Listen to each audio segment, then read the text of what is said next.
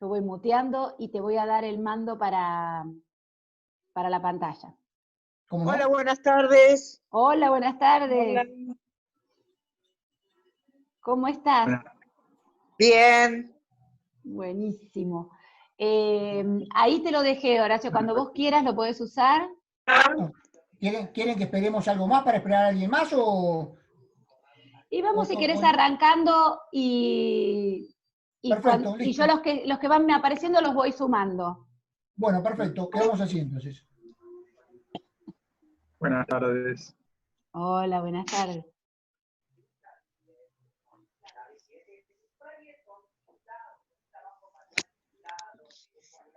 Bien. Bueno, de acuerdo a lo que hablé con... Buenas tardes a todos, gracias por la invitación, un gusto poder acompañarlos esta tarde. De acuerdo a lo que yo hablé con Andrea, la idea era tocar un tema que es, digamos, de utilidad, como son los controles médicos periódicos, también llamados chequeos médicos, no haciendo especial mención al tema coronavirus que nos afecta actualmente, pero si después surgieran preguntas en relación con el tema coronavirus, no hay ningún problema en responderlas. Bueno, como les dije, bueno, la idea de estos controles de hablar sobre estos controles médicos periódicos o chequeos médicos es repasar un poco cómo es la sistemática y cuál sería lo ideal con respecto a ellos. Puede usarse la sinonimia, o sea, controles médicos periódicos o chequeos médicos es exactamente lo mismo. Lo primero que quería mostrarles es esta imagen que tiene que ver con tres cosas básicamente. La imagen es, digamos, es un gráfico con respecto a la esperanza de vida dividido en tres partes. La esperanza de vida saludable, que es la que está en colorado, la esperanza de vida desde el nacimiento, que es a donde llega el azul, y después lo que sería la esperanza de vida o el tiempo de vida con enfermedades, o sea, los años que pasaríamos con enfermedades. Está hecho en una serie, esto es de la Organización Panamericana de la Salud, nosotros no estamos, no sé si porque no pagamos la cuota o por qué causa, pero Argentina no figura en la lista, pero ustedes ven que la mayoría, o sea, la esperanza de vida está en el mejor de los casos cercana a los 80 años, va variando con los distintos países, y en los últimos años el azul, donde termina el azul y empieza el colorado, ahí marcaría hasta dónde llega la vida media o de esperanza de vida con una salud saludable, valga la redundancia, ¿no? Y del otro lado en verde serían estos años que pasaríamos con enfermedad. Bueno, basado en ese concepto, que se conoce ya hace mucho tiempo, que uno a medida que envejece aparecen enfermedades por por el añejamiento que va sufriendo el cuerpo, el desgaste y todas las demás cosas, es que se han planteado ya hace bastante tiempo el tema de hacer controles, buscando que los fundamentos básicos de los chequeos son, bueno, o lo que vamos a hablar hoy, de los fundamentos del chequeo, los conceptos básicos de qué consiste el chequeo, qué componentes tiene, las diferencias que habría entre los distintos tipos de chequeos o distintos tipos de chequeados, las patologías más comunes y, si hacemos a tiempo, un pequeño resumen de todo esto.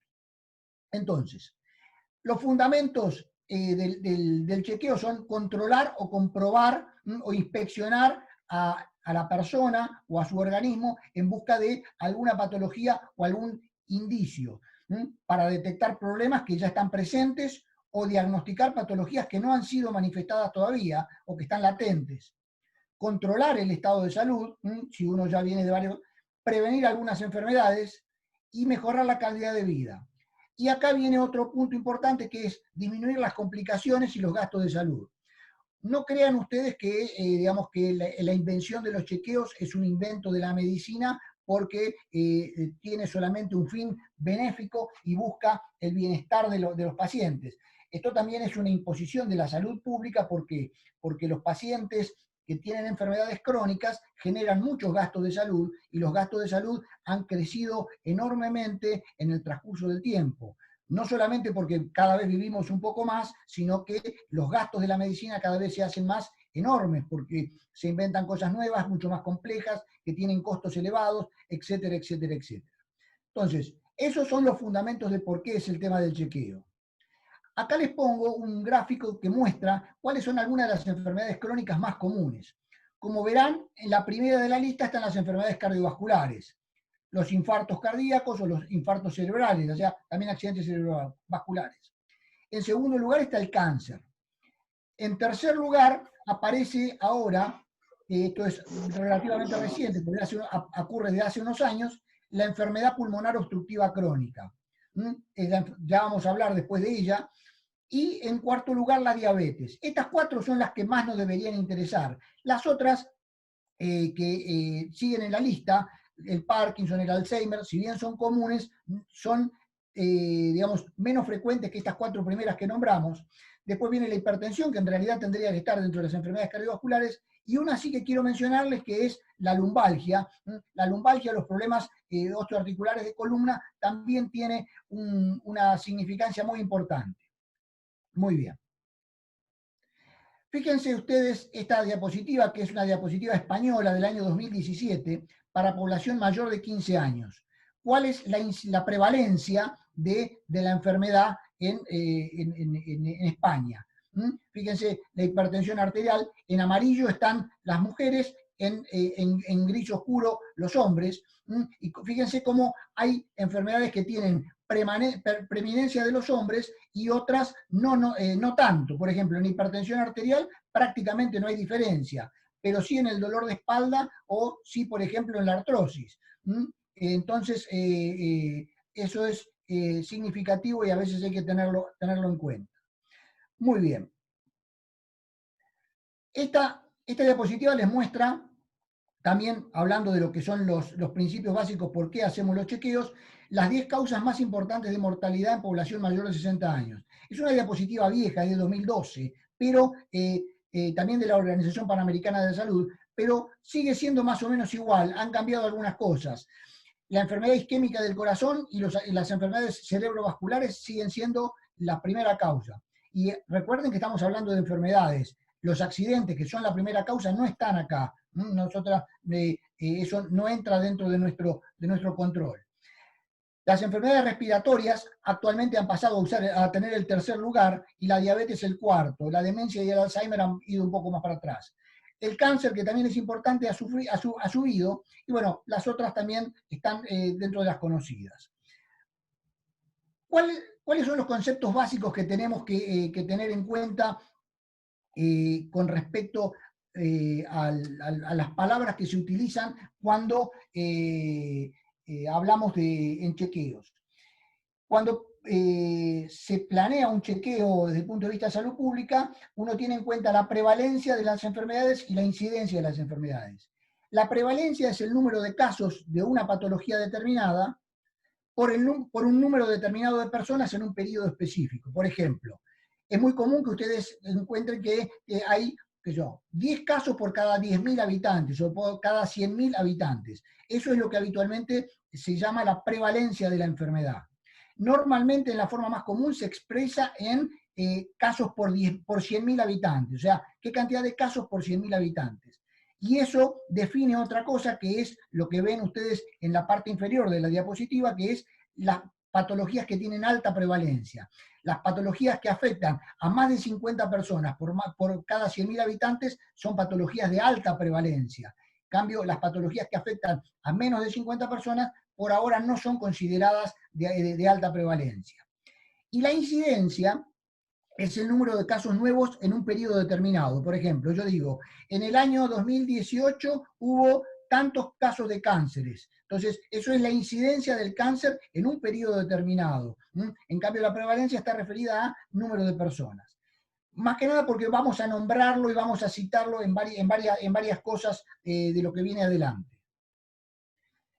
¿Qué componentes tiene habitualmente un chequeo habitual que uno hace o decide hacer o debería tener, idealmente, cuando uno va a un chequeo médico?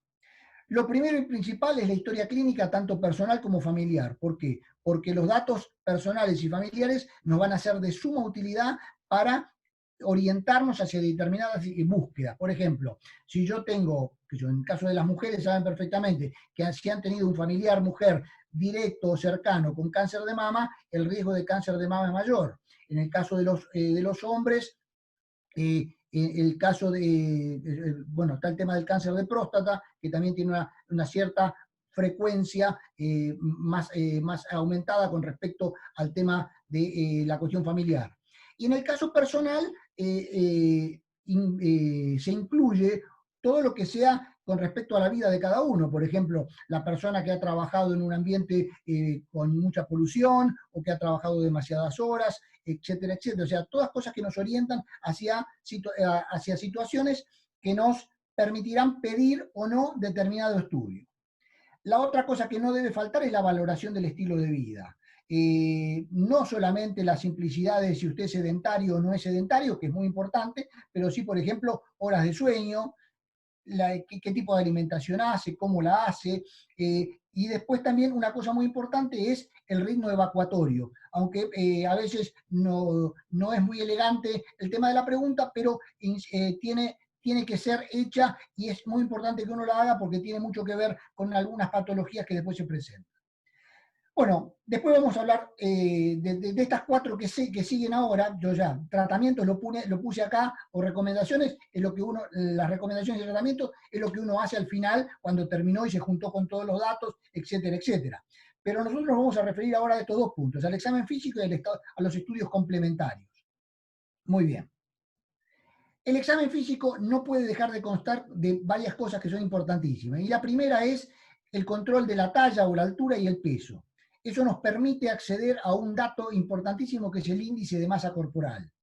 El índice de masa corporal resulta de dividir el peso dividido la altura al cuadrado, y eso nos da un resultado en kilogramos por metro cuadrado.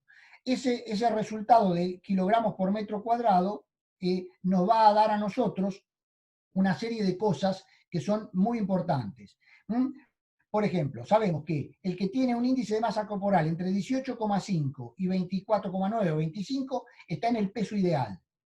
Por encima de 25 ya es sobrepeso y por encima de 30 ya es obesidad. Cuando pasa más de 40 pasa a ser lo que se llama obesidad mórbida. Y en el caso para abajo está el tema de la delgadez severa y la delgadez extrema. Pero eso es una cosa importante. La otra cosa importante en el examen físico, que da muchos datos y que nos permite evaluar varias cosas, es el medir mediante una cinta el perímetro de cintura. El perímetro de cintura nos habla indirectamente de la acumulación de grasa abdominal, que es un índice de riesgo cardiovascular. Los cardiólogos, cuando miden el riesgo cardiovascular de una persona, uno de los aspectos que miden es el perímetro de cintura, que debe ser idealmente en las mujeres hasta 88 y en los hombres hasta 102. Hay algunos tratados que dicen que puede ser 105 y 90, pero dejemos estas cifras, seamos más conservadores. ¿Dónde se mide el perímetro de cintura? Se mide a la altura del ombligo, un poquitito más arriba de la altura del ombligo, y tiene que tratar de ser con una cinta métrica que no esté estirada, que no sea vieja y que esté, digamos, que esté deformada, sino que sea una cosa que mida realmente. Lo ideal es que lo haga otra persona y no uno mismo, porque eso permite que la cinta esté recta, derecha, y no que en la zona de la espalda tenga ondulaciones teniendo mayores o menores medidas. Muy bien. El otro tema que no debe faltar en el examen físico es el control de la presión arterial y de la frecuencia cardíaca. ¿Qué pasa? Habiendo visto que la presión alta o la hipertensión es una de las patologías más prevalentes y aparte que mayor complicación genera en la calidad de vida, la medición de la presión arterial es una cuestión fundamental del examen físico.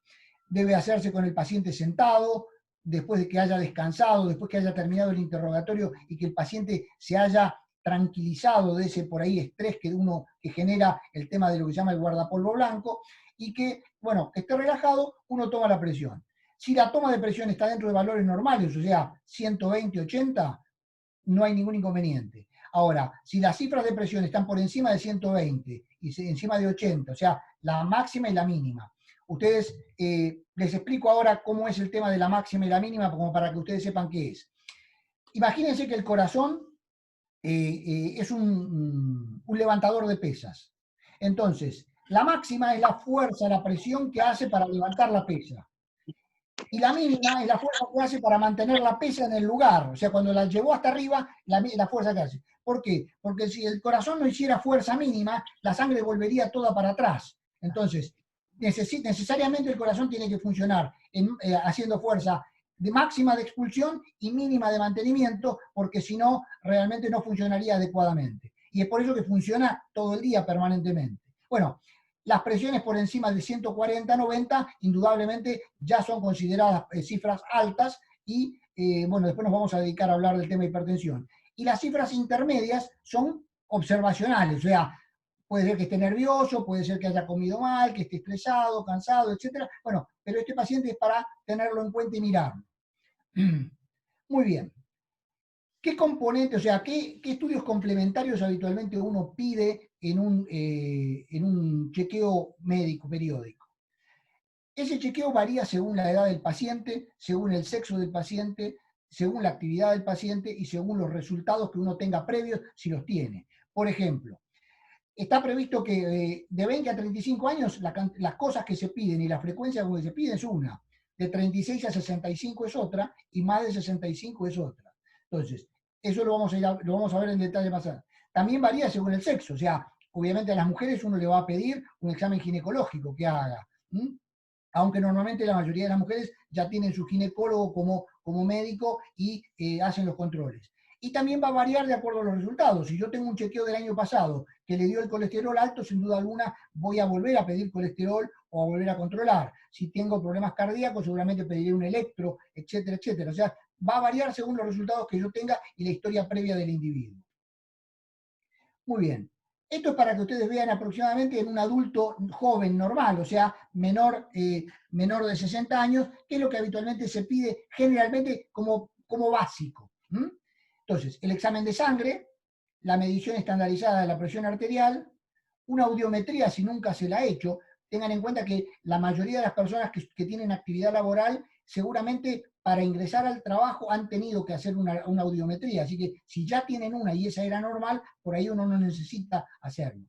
El tema de la presión arterial que ya hablamos, en el tema del análisis de sangre está el análisis del colesterol, un electrocardiograma o una ergometría que busca, ergometría más que nada uno busca, sobre todo si el paciente va a hacer algún esfuerzo, es muy común que la gente solicite un chequeo cuando va a iniciar actividad física o alguna actividad deportiva.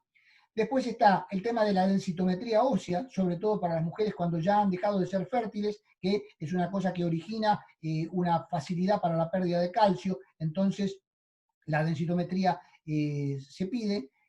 La revisación ocular, sobre todo si uno no ha tenido todavía, no tanto por el tema de la visión, sino por el tema de la presión ocular. Es muy importante que uno se mida la presión ocular periódicamente porque lo que se llama glaucoma, que es la manifestación máxima de la presión ocular, puede ocasionar pérdidas de la visión o hemorragias, digamos, o de desprendimiento de retina inclusive, que afectan la visión y que podrían ser controladas si uno digamos, tuvo la precaución de revisarse la presión ocular. Y después, a partir de los 50 o a partir de los está el examen de colon. El examen de colon consiste no solamente en el tacto rectal, en el caso básico, sino que ya ha sido superado y ahora se pide la videocolonoscopía. La videocolonoscopía es el examen endoscópico del colon, porque, bueno, el cáncer de colon es una patología bastante frecuente y que merece nuestra atención. Y a pesar de que acá pone 50 años, uno debe estar atento porque el cáncer de colon a veces puede manifestarse en personas menores. Yo desgraciadamente tuve la oportunidad de tener contacto con una persona de 39 años con un cáncer de colon avanzado, y bueno, ya a veces después ya no queda nada para hacer, y bueno, uno tiene que estar prevenido. Y a partir de los 60 el control gástrico, que es la endoscopía pero digestiva alta, o sea, son las dos endoscopías. Si bien actualmente cuando uno se va a hacer una endoscopía digestiva se aprovecha la anestesia como para hacer las dos cosas juntas y eso es normal. En el caso de las mujeres, si la mujer es sexualmente activa, el tema del Papá Nicolau a partir de los 21, la colposcopía, el examen mamario, así que eso no debe faltar. la mamografía obligatoria a partir de los 40, la ecografía transvaginal y la ultrasonografía pélvica, o sea, la ecografía transvaginal que se pide. Pero bueno, como les decía hoy, la mayoría de las mujeres, amén de ir a un clínico para un control, generalmente tienen su ginecólogo para control, así que esto es resorte generalmente del ginecólogo. Muy bien.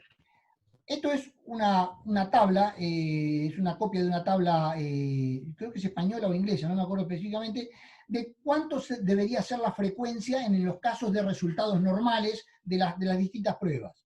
En el caso de la tensión arterial, cada 2 años si los resultados son normales. La talla y el peso, periódicos. Fíjense que usted dice, bueno, pero ¿cuánto va a variar la altura?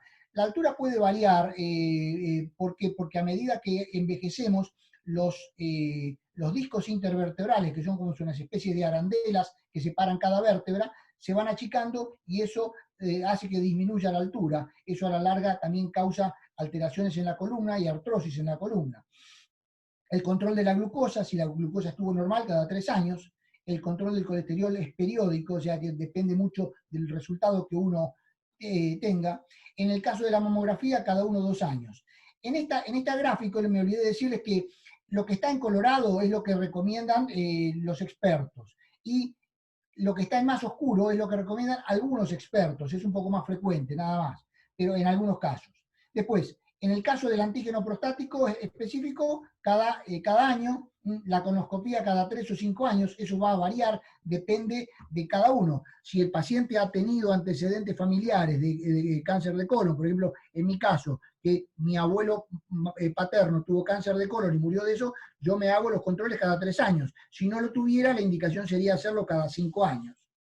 Y otro examen que se hace muy fácilmente y que ha adquirido gran importancia actualmente es el examen de sangre en la materia fecal, sangre en las heces. Es bastante seguro, no es demasiado molesto y más que tener que guardar la muestra, pero permite detectar la presencia de sangre y eso es un indicativo importante de patología del colon.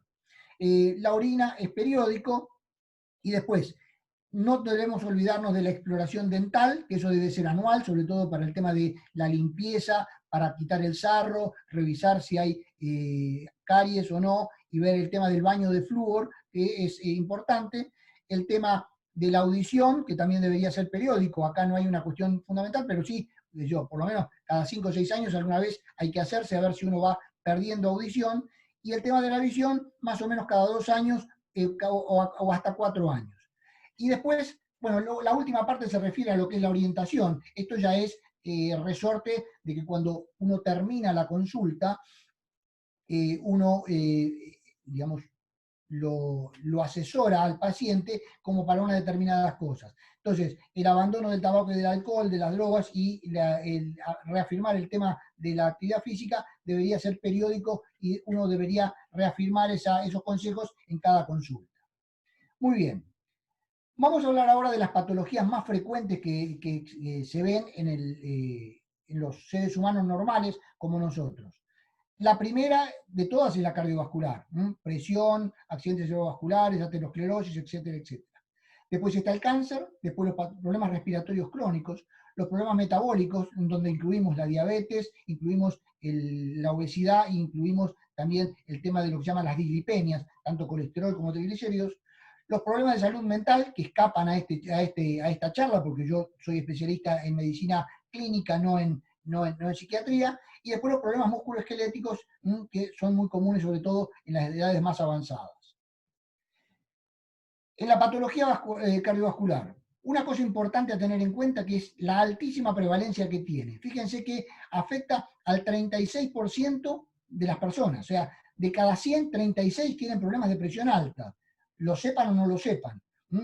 Y, bueno, obviamente son las cifras estas que dijimos, y la presión alta tiene una alta incidencia para provocar complicaciones. Las dos más frecuentes y más severas que vemos acá son el problema cardíaco, ya sea causando insuficiencia cardíaca. ¿Por qué? Porque al tener que bombear contra una presión alta, el corazón se termina agotando y termina funcionando mal, provocando una insuficiencia cardíaca, o puede provocar un ataque cardíaco debido a la hipertensión, de provocar un infarto miocárdico.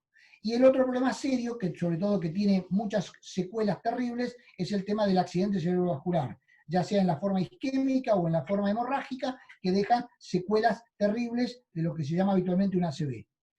Los otros dos problemas comunes que ocurren son la enfermedad renal, la presión alta, o sea, el riñón sometido a la presión alta del cuerpo se empieza a atrofiar, como a achicharrar, y termina funcionando mal, llegando a provocar inclusive la falla renal o la necesidad de, en casos extremos, de tener que hacer de necesitar una diálisis. Y el otro tema es el tema de la pérdida de visión. Las arterias del fondo de la retina, que es el lugar donde se produce la visión específicamente, se ven afectadas por la presión alta y eso, al engrosarse eso, altera significativamente el tema de la visión. El otro tema es el cáncer. El cáncer es una patología muy, muy común. Para que ustedes vean, este mapa es un mapa de 2018 de la OMS que muestra en colores la distinta, digamos, la prevalencia, la incidencia de cáncer en los distintos países. Fíjense, en verde oscuro, más de 24%. En verde más claro, el 17 al 24, en verde clarito, y así sucesivamente. Nosotros, Argentina, estamos acá, entre el 17 y el 24, que es más o menos la incidencia del cáncer nuestro. Acá no tenemos en cuenta, y una cosa que no nombré y que viene bien, que es dentro del control, la interconsulta con el dermatólogo para observar la piel y para observar sobre todo los lunares, ¿no? Sobre todo las personas que toman sol o que tienen actividades al aire libre o que tienen una predisposición familiar. El tema del melanoma es una cosa seria y preocupante, y que sobre todo en las personas que tienen piel muy, muy blanca, la incidencia es mayor, sobre todo los que tienen ascendencia eslava o de ese tipo. Entonces, eso hay que controlarlo periódicamente y no olvidarlo. Por lo menos una vez cada 2 o 3 años tiene que verlo el dermatólogo para poder hacer la observación con esa lente especial que tienen ellos, que es una lupa especial donde revisan todos los lunares y pueden determinar la presencia o no de alguna cuestión indiciaria de que ese lunar se está degenerando. Fíjense acá esta diapositiva. La incidencia, la distribución con respecto a cánceres más comunes. Entonces, en Argentina, fíjense, por ejemplo, yo no veo acá, muy bien, acá lo veo. Fíjense, en el cáncer de mama, el 32% en las mujeres. De colon, 10% en las mujeres, 14% en los hombres. Próstata, casi 20% en los hombres. Pulmón, 12 y 6. Esto es 2018. El tema del cáncer de pulmón en las mujeres, sobre todo por el hábito de fumar que han adquirido muchas, ha crecido bastante. Y después, bueno, estos son los 4 más importantes. No quiero cansarlos con otros, porque bueno, son mucho menos importantes o mucho menos frecuentes. Muy bien. Con respecto al tema del cáncer de mama, ¿qué cuestión les quiero comentar para que uno tengan? Es el cáncer más frecuente en la mujer, tiene una incidencia de 73 casos cada 100.000 habitantes. Y una cosa importante a mencionar con respecto al tema de los chequeos es que el 75% de las mujeres que desarrollan cáncer no tienen antecedentes. Existe una tendencia a minimizar el hecho de que el paciente tenga o no tenga antecedentes. Y no debería ser así, porque se está visto con los trabajos que el 75% de las mujeres no tienen antecedentes ni familiares cercanos de cáncer de mama y aún desarrollan el tumor. Entonces, si bien es una cuestión indiciaria importante, un 25%, no, en la mayoría de los casos no es así. El cáncer de mama es el 31% de todos los cánceres, y en 2018 hubo 21.000 casos nuevos. Ya en la Argentina, 21.000 casos nuevos es un número importante. Así que esto para estar preocupados. Obviamente, los controles con respecto al cáncer de mama, ya los hablamos, son la mamografía, el autoexamen mamario, la ecografía mamaria, así que, bueno, y también están algunos marcadores tumorales, pero bueno, como les decía hoy, esto también es más resorte del ginecólogo que del clínico en sí, pero el clínico debería preguntar si usted tiene, o si la persona tiene o no hecha el examen ginecológico periódico. Con respecto al cáncer de pulmón, es una cosa muy importante a recalcar, es que es el cáncer que tiene una relación directa probada con una cosa que es el cigarrillo. O sea, el 99% de los cánceres de pulmón tienen un origen en el tabaquismo. O sea, 9 de cada 10 cánceres de pulmón tienen origen en fumadores. Y la otra cosa grave que tiene el cáncer de pulmón es que tiene una muy baja supervivencia. Fíjense que a 5 años solo el 23% de los cánceres siguen vivos. O sea que más o menos se muere el 75% a los 5 años, a pesar de los tratamientos. Y por eso es el 25% de todas las causas de cáncer que hay habitualmente. Muy bien. El otro es el cáncer de recto. El cáncer de colon y recto es la segunda causa de muerte por cáncer y hay también un número considerable de muertos por año, 13.500, y el 90% son mayores de 50 años los que tienen cáncer. Y también el 75% no tienen antecedentes previos, ni antecedentes familiares, ni antecedentes personales, porque muchas veces pasa que en una colonoscopía anterior le detectaron un pólipo o alguna vellosidad o algo así, y por eso los controles deberían ser más frecuentes. Y también causa 7.000 fallecimientos por año. Un tema que no quería dejar de charlar, sobre todo teniendo en cuenta de que en la audiencia hay muchas mujeres, aunque también afecta a los hombres, es el tema de la infección por el HPV, o sea, el virus del papiloma humano, que es una cosa que debe controlarse y seguirse, a pesar de que ahora actualmente está ya en vigencia la vacuna, el Gardasil, que es la vacuna para el HPV, pero la relación del HPV con el cáncer de cuello de útero es muy importante. Pero es una relación tardía, fíjense acá, entre 10 y 20 años después del contagio. Así que bueno, es para tener en cuenta. Con respecto a la patología respiratoria, hay dos cosas básicamente. Si bien hay muchas patologías respiratorias, las dos principales a tener en cuenta son el asma y el EPOC. El asma es una patología que generalmente está relacionado con el tema alérgico, puede ser de adquisición tardía, pero generalmente tiene una adquisición temprana.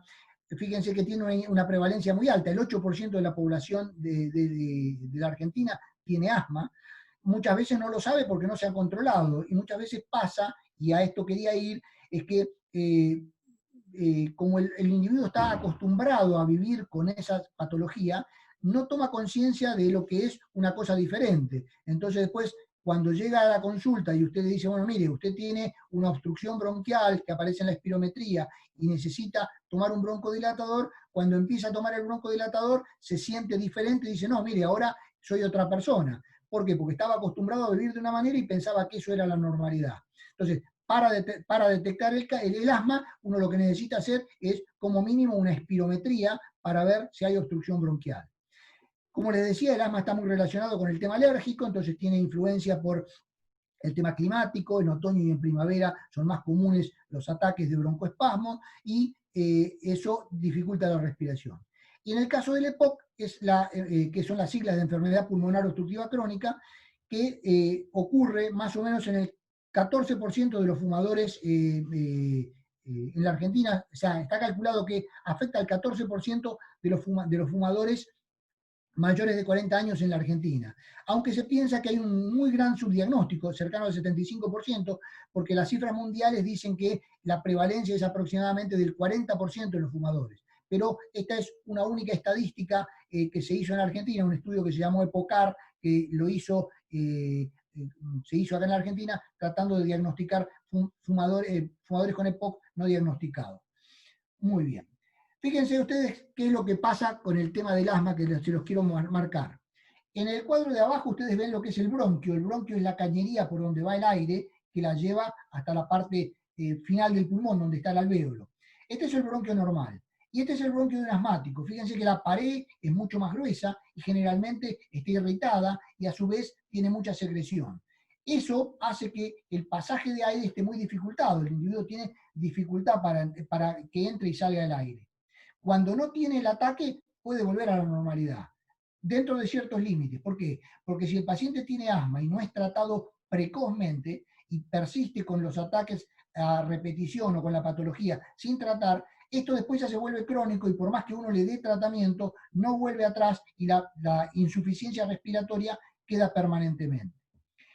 En el caso del EPOC, relacionado con el cigarrillo, se puede manifestar de dos maneras. Una es lo que se llama la bronquitis crónica, que es la inflamación del bronquio con aumento de la secreción, que hace que el individuo tenga tos y expectoración, cosa que se ve mucho en los fumadores, o que desarrolle lo que se llama enfisema, que es la destrucción de los alvéolos, que se van rompiendo por el efecto tóxico de la nicotina y de los componentes del cigarrillo.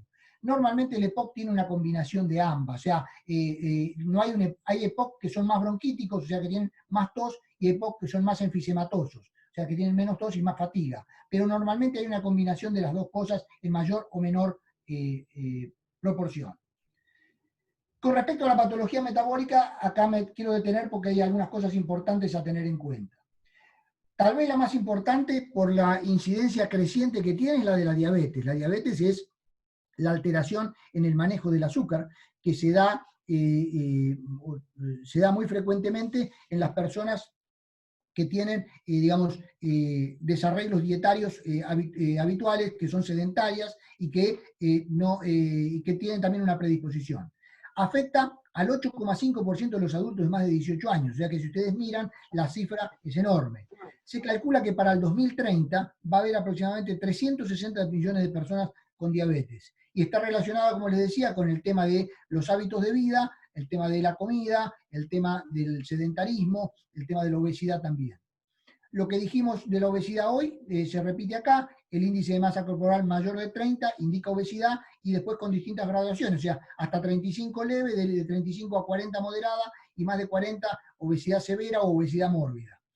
¿Cuál es el tema importante con el tema de la obesidad? Independientemente de la cuestión estética que a todos más o menos nos molesta, el tema está con respecto a la incidencia que tiene la obesidad en una serie de patologías. Yo siempre pongo un ejemplo que le copié a un profesor mío de clínica médica cuando yo era residente en el hospital. Él, cuando hablaba con una persona obesa o cuando quería convencer a una persona obesa, le decía, mire, haga una prueba, agarre una valija de ropa, y usted tiene, ¿cuánto? 20 kilos de más, 30 kilos de más, bueno, cárguele 30 kilos de ropa a la valija y arrástrela por Buenos Aires todo el día en sus actividades diarias y me va a contar cómo termina la noche. Bueno, ustedes saben mejor que yo lo que es arrastrar un carrión o una valija, porque tienen mucho más experiencia que yo en ese sentido. Entonces, el desgaste que produce sobre el cuerpo, el sobrepeso o la obesidad es enorme, sobre las articulaciones, sobre el funcionamiento respiratorio y sobre el funcionamiento cardíaco.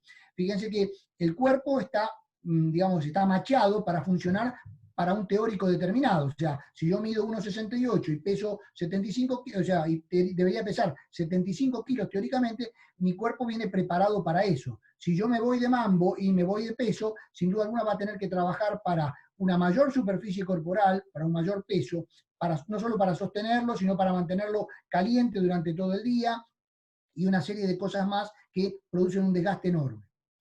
Y el otro tema es el de las hipercolesterolemias o de las dislipemias, donde encontramos la hipercolesterolemia, que es el aumento del colesterol.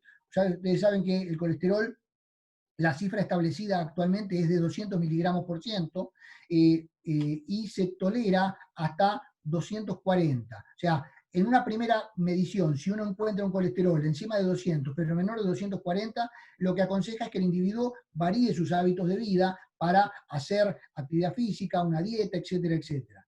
Si en un lapso que deben ser de más o menos 6 meses, eso no se modificó, ahí debe iniciar un tratamiento. Los colesteroles mayores de 240 implican iniciar tratamiento directamente. El colesterol está directamente relacionado con el consumo de grasas, a diferencia de los triglicéridos, que están relacionados más con el consumo de hidratos de carbono. Los niveles de triglicéridos habitualmente son 170 miligramos por ciento, y bueno, hay casos de hipertrigliceridemia familiares que tienen cifras de 300 o 400 o más, que sí, esos requieren tratamiento, y los otros, a veces con el control del peso, la actividad física, uno puede mejorarlo. Muy bien. Lo último que nos quedaría para charlar es el tema de la patología osteoarticular.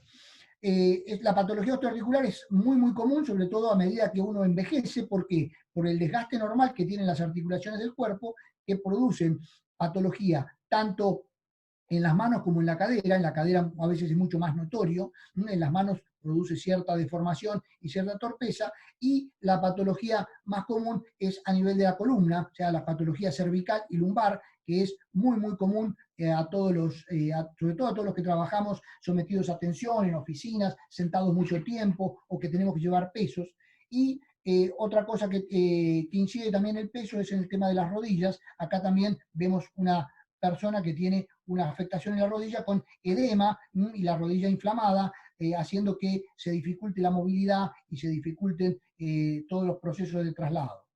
Muy bien, creo que esto era la última. Así que bueno, te dejo, te devuelvo el comando. Espero que les haya sido útil y gracias por escucharme. Ahí estamos. Gracias, gracias. No, clarísimo. Ahí surgieron un montón de preguntas que están en el chat, que si querés las vamos leyendo. ¿Cómo no? Espérate que voy a irme a la primera. Norberto nos pregunta si también existe el cáncer de mamas en el hombre. Sí, pero la incidencia del cáncer de mama en el hombre es mucho menor, es muy inferior, muy, muy inferior. Y Es también una se cosa detecta así por excepcional. encontrar un bultito, o sea, la forma de Exactamente, detección es la misma. si uno encuentra un bulto o una anormalidad, inclusive la aparición de secreción por el pezón es un indicio de que algo anda mal, pero es una cosa rara. Le diría de que de cada 100 mujeres hay 2 hombres, por decir algo, pero había en uno de los gráficos que yo pasé, no sé Sí, si me lo quieren que vuelva menciona. atrás o no, estaba la incidencia del cáncer de mama en el hombre también. Bien. La colonoscopía y la endoscopía, ¿es recomendable hacerla cada cuántos años? En el caso de los que tienen antecedentes o que ha habido algún hallazgo, cada 3 años. En el caso de los que no tienen antecedentes, cada 5. Y el tema de que vos tengas familiares, ponele con alguna patología, no sé, cáncer de colon, ¿eso te predispone para la enfermedad y te lleva a Sí, hacer sí, más sí, controles? por eso, el que tiene antecedentes, por ejemplo, uno de los antecedentes primordiales que se pregunta es la presencia o no de patología oncológica en el colon de los familiares. Claro, y con eso se tendría que hacer, digamos, cada 3 años entonces el paciente. Cada 3 años, exactamente.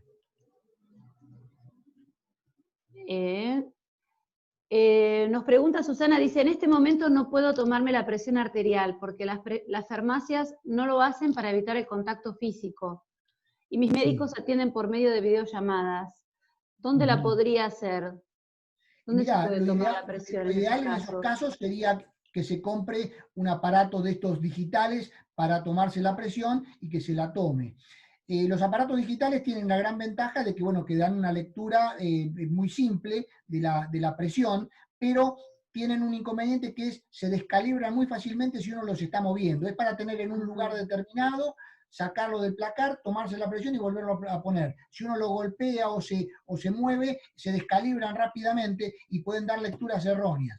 Pero por ahí lo importante es tener una lectura, y si uno ya sabe que esa lectura, o sea, si me hizo una lectura X un día determinado y me dio alto, entonces yo ya sé que esa lectura es alta y tener como punto de partida, así que las próximas deberían ser por debajo de esa, o si fuera factible, la otra cosa es el día que me voy a tomar la presión al médico, llevo el aparato en la cartera o en el bolso, en el attaché, y le digo, doctor, comparemos los dos para ver cómo están y a ver Qué buena qué idea grado esa. de Exactitud equiparación hay. tiene, claro.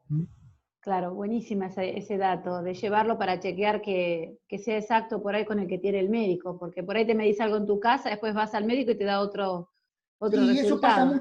eso pasa mucho con los aparatos que uno compra que son caseros. Por ejemplo, un tensiómetro de buena calidad, como podría ser un Taikos, un Welchalin, o sea, que valen $300 por lo menos, no es lo mismo que tener un tensiómetro comprado en la farmacia que es marca Pirulo, por decir una cosa. Entonces, el manómetro, la elasticidad de la goma, etcétera, etcétera, hace que las mediciones sean diferentes.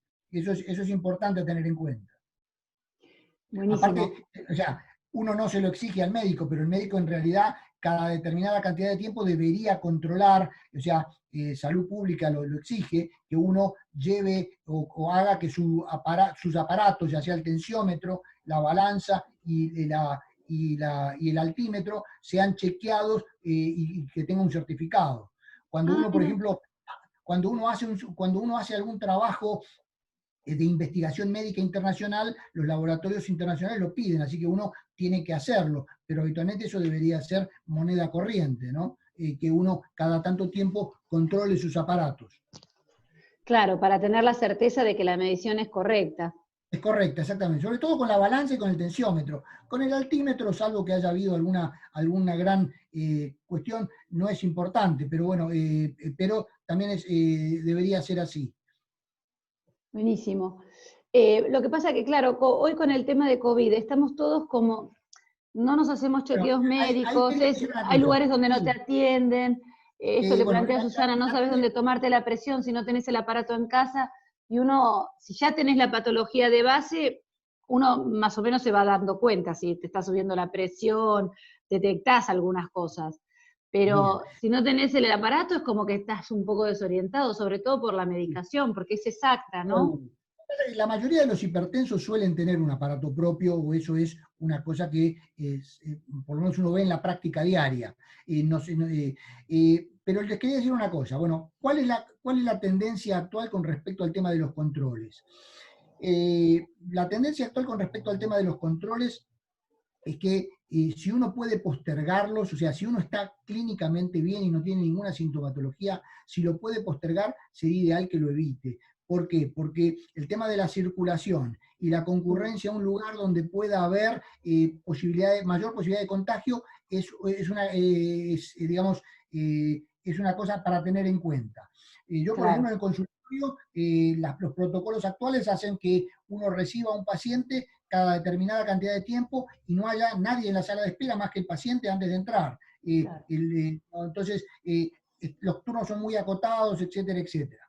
Te voy a interrumpir una cosa porque vi una pregunta acá que no me Sí, quiero olvidar. Alguien preguntó con respecto al tema del glaucoma, que tenía glaucoma y cómo hacía para el tema del control. Estamos en un problema porque las patologías, mejor dicho, las especialidades de oftalmología, odontología y otorrinolaringología han demostrado ser las especialidades que más se contagian y más peligro de contagio tienen con la enfermedad COVID-19. Entonces, prácticamente, salvo emergencias, no están atendiendo a nadie.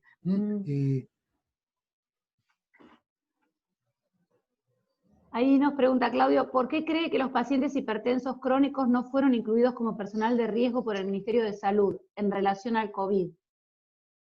El tema es así, la hipertensión fue considerada y no fue tenida en cuenta porque la cuestión es así, que si la hipertensión no está descompensada, o sea que no produce alteraciones cardiovasculares, ya sea en el corazón o en los riñones u otras cosas, se debe considerar como normal. Lo mismo pasa con los asmáticos. Los asmáticos leves tampoco están considerados dentro de la resolución del ministerio, que si no me equivoco es la 267/2020. Eh, Pasa también, por ejemplo, con los HIV. Si el HIV tiene un CD4 mayor de 400, tampoco está considerado. Si tiene CD4 menor de 400, donde se considera que está inmunodeprimido, sí está dentro del riesgo. Los diabéticos, sin embargo, están tanto los diabéticos tipo 1 como los diabéticos tipo 2. Si no lo hablamos hoy, el diabético tipo 1 generalmente es el diabético que es diabético de la infancia, nacimiento, es un diabético que recibe insulina desde el primer Crónico. momento. En cambio, el diabético, no, crónicos son los dos. En cambio, el Ah, diabético tipo 2 es un diabético que ha desarrollado la diabetes en la adultez y ajá. que en el transcurso de la enfermedad en algún momento puede requerir insulina o no, pero no necesariamente es una insulina, o sea, no, puede ser o no insulino requiriente, como se denomina técnicamente. Muy bien. ¿Hay algún tipo de alimento que influye para desarrollar cáncer de colon y cuáles lo previenen? Teóricamente, yo no soy un especialista en el tema, pero teóricamente las comidas con gran cantidad de fibras y que permiten una mejor evacuación son menos cancerígenas las que no lo tienen. Y las comidas con proteínas muy cocinadas o quemadas tienen un efecto negativo sobre el aparato digestivo, tanto para el cáncer de estómago como para el cáncer de colon.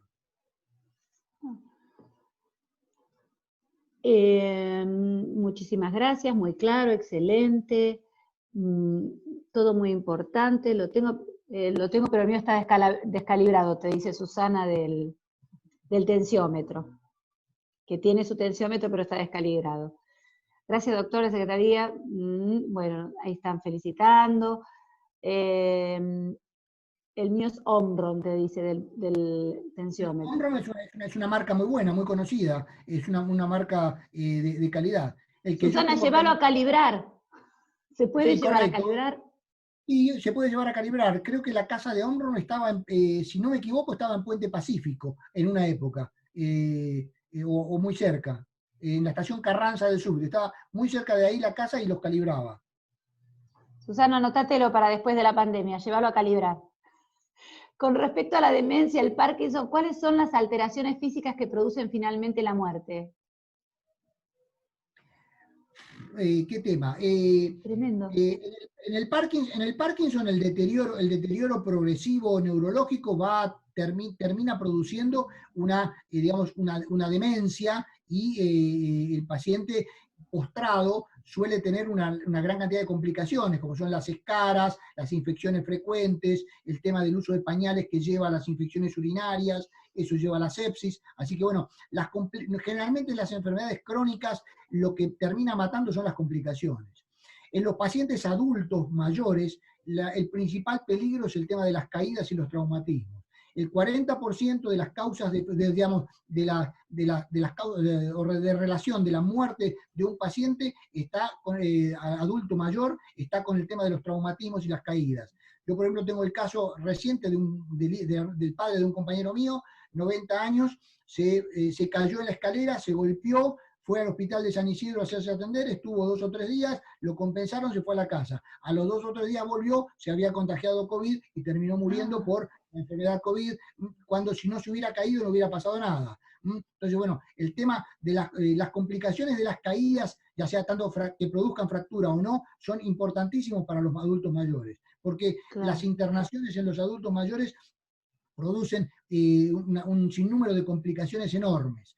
El tema de las infecciones por la flora hospitalaria, las patologías respiratorias de las neumonías por flora hospitalaria, las escaras, etcétera, etcétera. El tema de tener que colocar una sonda, las infecciones que eso produce, etcétera, etcétera. Así que bueno, aparte la otra cuestión que uno tiene que tener en cuenta es que una persona mayor de 50 años que pasa una semana en la cama, sufre una atrofia muscular muy, muy grande, que tarda como mínimo, en el mejor de los casos, 1 mes para poderse recuperar. O sea, es como un deportista que deja de entrenar y que tiene que volver a la actividad normal. Entonces, si ha pasado una semana internado, volver a recuperar la masa muscular que tenía antes para hacer los movimientos que hacía antes, le lleva no menos de 1 mes, en el mejor de los casos, si no hay complicaciones.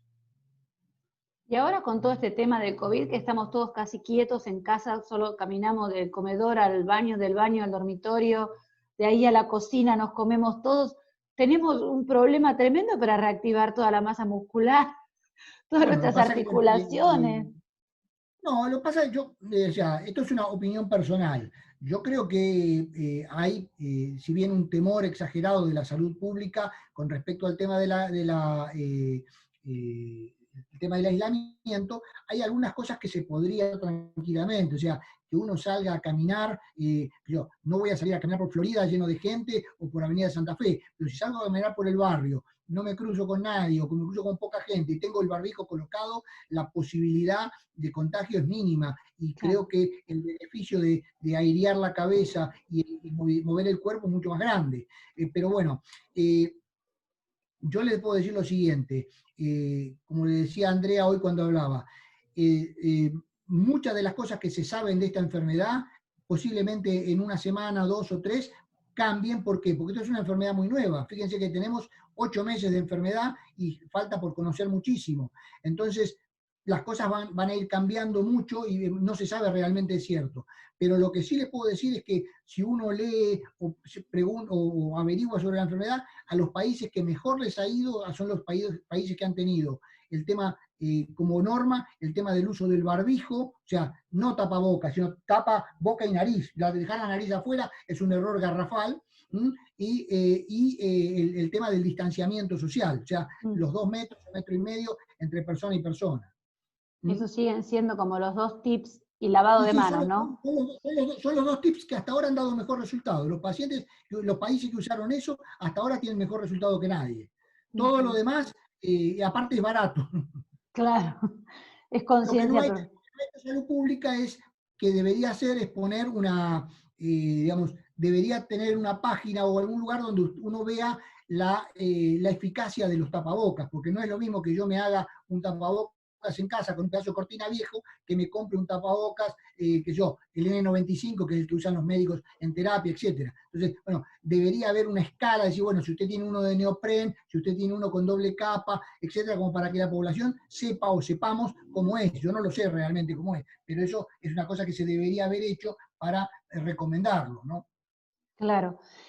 Con respecto a, Alberto nos pregunta en continuación con la pregunta que él había hecho de Parkinson y demencia, ¿no?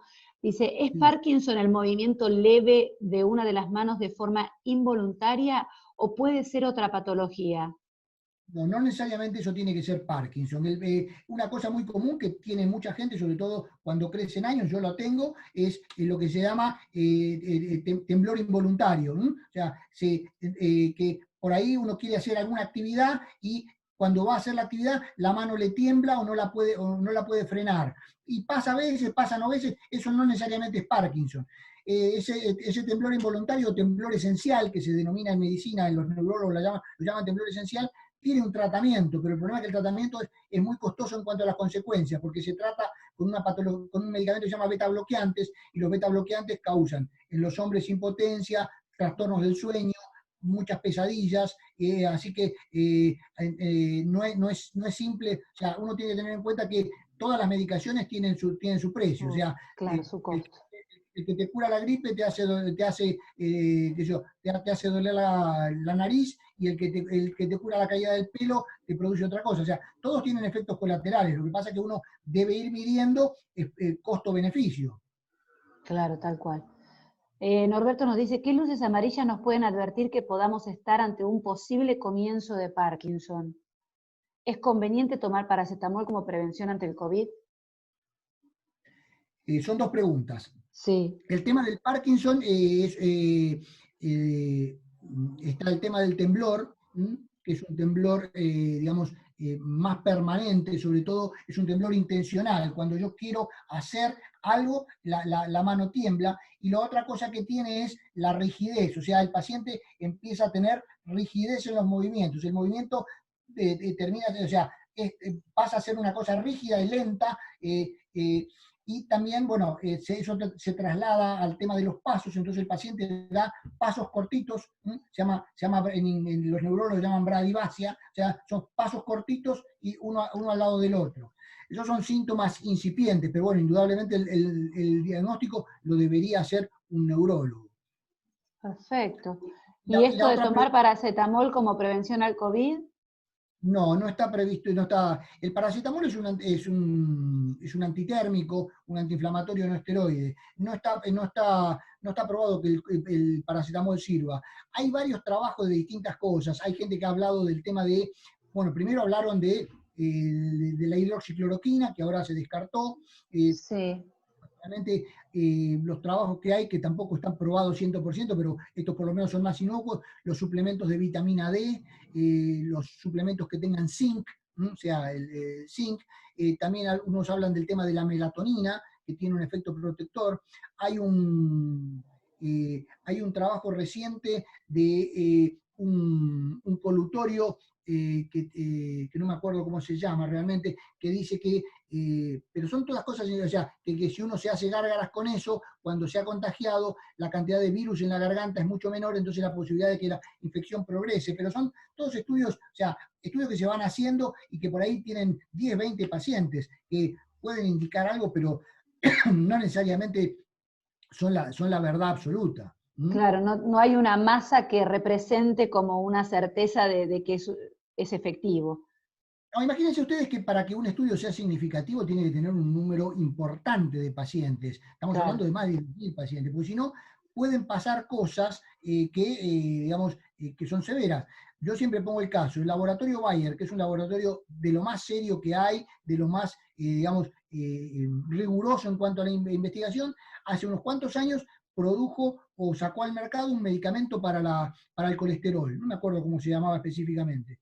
Al poco tiempo, cuando el uso se hizo masivo, empezaron a aparecer efectos colaterales en el hígado y lo tuvo que sacar de la venta, tuvo que pagar, digamos, resarcir mucha gente, etcétera, etcétera. O sea que aun cuando uno haya estudiado un medicamento durante 2 o 3 años o más con un número determinado de pacientes, cuando uno lo saca a la población general y eso se hace masivo, la posibilidad de que aparezcan efectos colaterales o efectos adversos es mucho mayor.